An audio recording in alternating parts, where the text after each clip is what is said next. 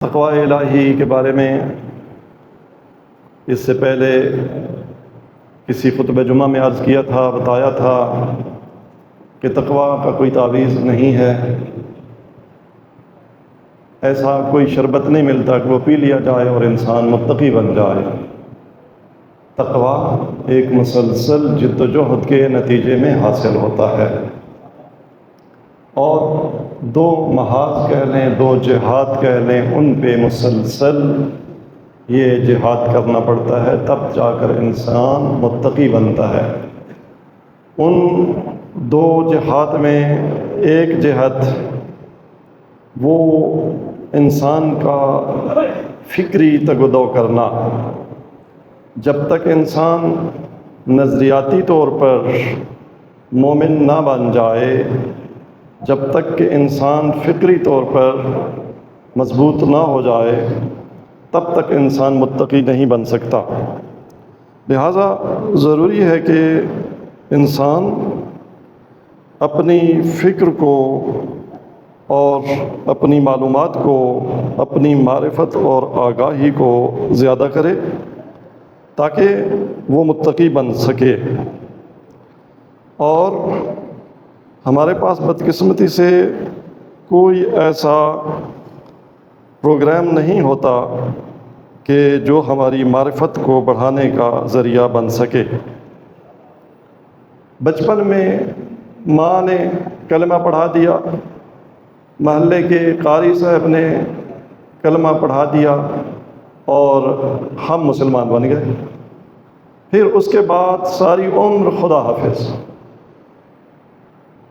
نہیں معلوم کہ دین کا علم کیا ہے، عقائد کیا ہیں، ان کی تعلیم کیا ہے، توحید کیا ہے، نبوت کیا ہے، امامت کیا ہے، قیامت کیا ہے، اس کے بارے میں قرآن نے کیا کہا ہے، علماء نے، حکماء نے، متکلمین نے کیا بحثیں کی ہیں۔ اس سے ساری زندگی ہمارا سروکار ہی نہیں ہوتا، اور ہم ایک عمر جو کچھ پڑھتے ہیں وہ دنیا داری کے لیے، نوکری کے لیے اور پیٹ بھرنے کے لیے۔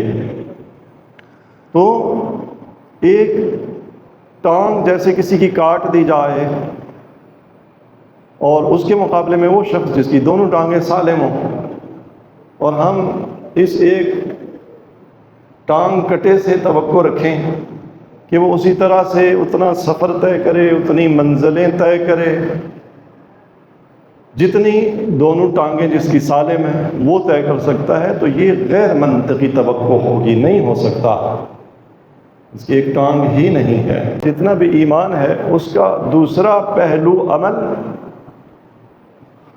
عمل بھی، اس میں کیفیت تب تک پیدا نہیں ہو سکتی جب تک معرفت نہ ہو، مگر یہ کہ ایک نسخہ بتایا تھا پچھلے خطبہ جمعہ میں، وہ بھی ایک راستہ ہے کہ اگر انسان مسلسل خالصتاً خدا کے لیے عمل انجام دے تو عمل بھی معرفت کے حصول کا ایک ذریعہ ہے۔ وہ ایک اور آنکھ انسان کو عطا ہوتی ہے دیکھنے کی، وہ بھی ایک راستہ ہے، اس پہ ابھی بات نہیں ہو رہی۔ پہلا ذریعہ وہ یہی ہے کہ ہماری معرفت، ہمارا علم، بالخصوص توحید کے بارے میں، توحید کے بارے میں کیسے ہمارا علم، ہماری معرفت، ہمارا یقین زیادہ ہو سکتا ہے۔ اس کے لیے جب تک مسلسل انسان باقاعدگی سے انسان توحید کا سبق نہ پڑھے، خالی بچپن کا پڑھا ہوا ایک کلمہ اشہد ان لا الہ الا اللہ وحدہ لا شریک لہ، یہ جب ہم یونیورسٹی میں پہنچتے ہیں، یہ جب ہم اسکول میں پہنچتے ہیں، یہ جب ہم سماج میں پہنچتے ہیں، یہ جب ہم الہاد کی فضا میں داخل ہوتے ہیں، تو شکوک و شبہات کا ایک جھونکا کافی ہے ہم سے ہمارا یہ ایمان سلب کرنے کے لیے۔ دیکھیں، ابلیس تو مرتے وقت تک کوشش کرتا ہے ہم سے ایمان چھیننے کی۔ وہ ابلیس جو سکرات کے وقت اس کی بھرپور کوشش ہوتی ہے کہ میں اس سے سب سے قیمتی ترین جو چیز چھین لوں، وہ کیا ہوتی ہے ابلیس کی کوشش؟ آپ نے کئی دفعہ یہ سنا کہ مرتے وقت انسان کو پیاس بہت لگتی ہے، اور اس لیے مستحب ہے کہ جسے سکرات لگے ہوئے ہوں آپ مسلسل اس کے منہ میں پانی کے قطرے ڈالتے رہیں، مسلسل.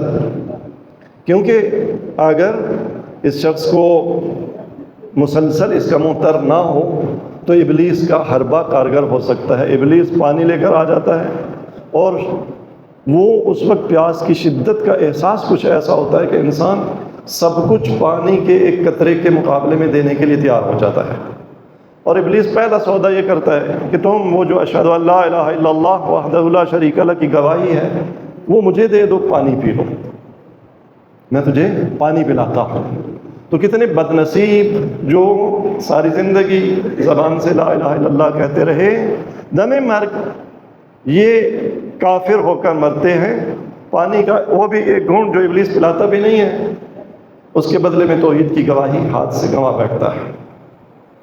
تو وہ ابلیس ہماری زندگی میں بھی بیکار نہیں ہے، اس کی بھرپور کوشش ہوتی ہے کہ ان کی زندگی میں بھی یہ ایمان ان سے چھین لو، یہ موت تک اس ایمان کو لے بھی نہ جائیں. تو لہٰذا یہ ہمارا ماحول بھرا ہوا ہے، اور ملحدین سوشل میڈیا پر، ہمارے علمی حلقوں میں اب اتنی ایک وبا کی صورت اختیار کر گیا ہے الحاد. البتہ اس کے بہت سارے عوامل ہیں، صرف معرفتی عوامل نہیں ہیں، اور بھی اسباب ہیں جس پہ اس وقت بات نہیں کی جا سکتی. لیکن ایک عمدہ سبب کہ ہمارے فکری بیس نہیں ہوتی، لہٰذا جب بھی کسی ملحد کے ساتھ بیٹھے اس نے ایک شبہ ایجاد کر دیا تو ہمارا ایمان متزلزل ہو جاتا ہے. لہٰذا میری تاکید ہے نوجوانوں کو بالخصوص، بڑوں کو بھی، کہ آپ ضرور عقائد پر 2-3 کتابیں، مارکیٹ میں کتابیں موجود ہیں، پوچھ لیا کریں، لیں، خریدیں، مطالعہ کریں. لیکن اگر سمجھ کہیں نہیں آتی تو بھی پوچھیں.